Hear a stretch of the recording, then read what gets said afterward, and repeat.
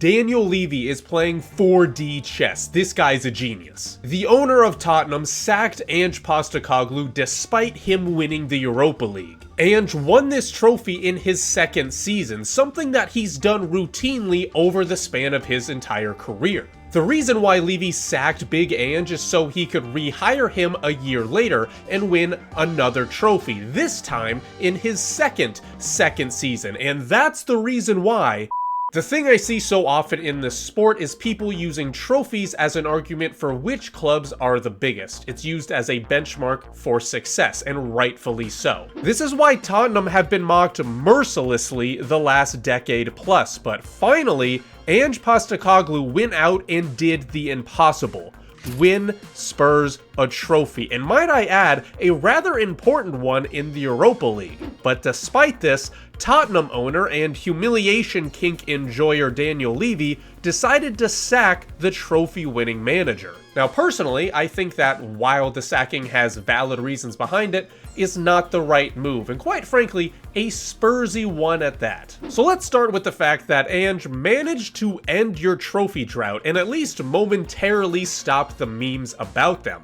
Now of course, not all trophies are created equal, but he managed to win you the Europa League, meaning that you get Champions League football and money from it, so an injection of cash as well as power to help persuade players to join your club in the summer. Now I'm not exactly sure what Levy's trying to say, because if trophies are not the end-all be-all for your club, then sustainability is, and that actually has its own arguments and reasons. So that means top 4 is the most important thing for Daniel Levy, and while Tottenham didn't get it the traditional way, they still managed to kind of get top 4 because they won the Europa League and got Champions League football. So it seems to me at least that Daniel Levy is kind of sending mixed signals in a way. When you look at a club like Chelsea, who are known for being ruthless, like firing manager Di Matteo after he wins you 2 major trophies in the same season, you could at least understand the sacking, but even then,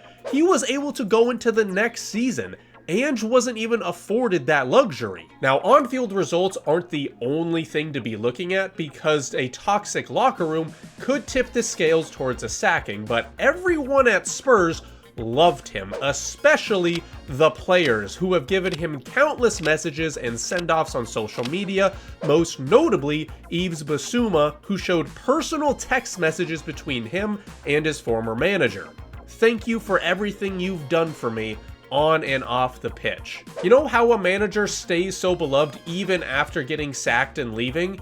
By sticking up for his players, which is exactly what Ange did. Ange was always the face of the disastrous Premier League campaign, almost never throwing his players under the bus while taking the criticism all for himself.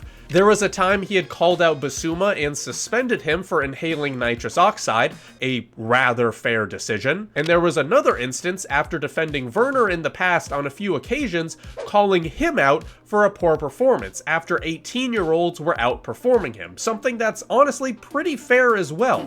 But besides those moments that were well in his right to do so, he managed to keep the pressure on himself. A good manager who has shown that he can finish high up in the league while getting unrivaled support from his entire staff and players is worth his weight in gold. And it's gotten to the point where even I have a soft spot for him. Like, you know those players that you like despite them playing for a rival, right? N'Golo Kante, Marco Reus. That's Ange Postecoglou to me. There's just something about him. I don't know why. I like him. And obviously, not everyone is going to be like that. For a few years when I started watching this sport, my most hated club was whoever Jose Mourinho managed.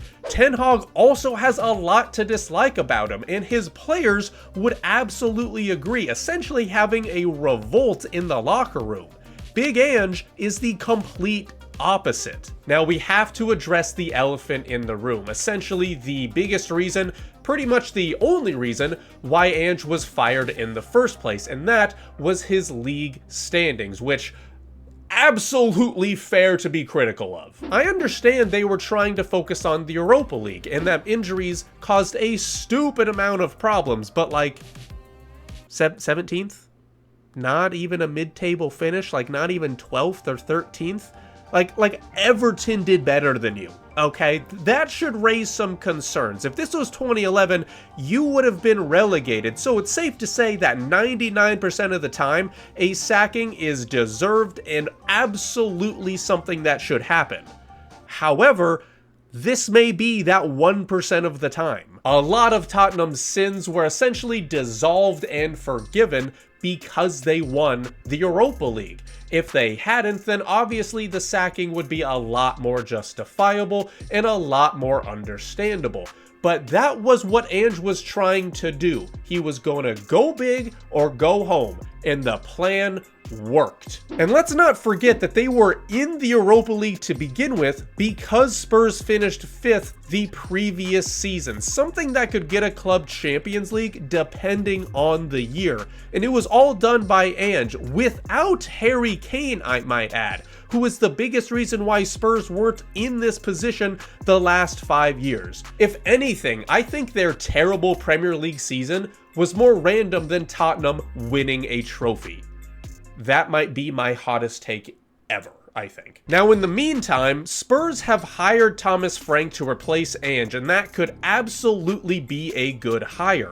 He's a manager that's established Brentford as a mid-table Premier League club, who is typically a tough away day, and who routinely overperforms. Ideally for Spurs, this will bring stability to the club and make it so they can consistently finish in the top 6. The hiring of Thomas Frank is actually very good. The reasons behind sacking Ange are pretty justified, and yet, I still think that it was the wrong decision. At the very least, I would have thought that Ange would just be walking on thin ice, and if at the start of the next season there were poor performances and poor results, then he'd get the boot. But a club that's coming off the high of winning a trophy, namely a European trophy, getting their players healthy again, and has a manager who the players support and who supports them, would surely be going into the next season guns blazing. This is a huge gamble for Levy and for Tottenham, because if next season starts poorly with some bad results, he could see his name on the hot seat. But on the other hand, like I said, Thomas Frank is a very good hire and could be one of the best moves that Tottenham has made in the most recent history. And that's the reason why Daniel Levy is playing 4D chess. This guy's a genius.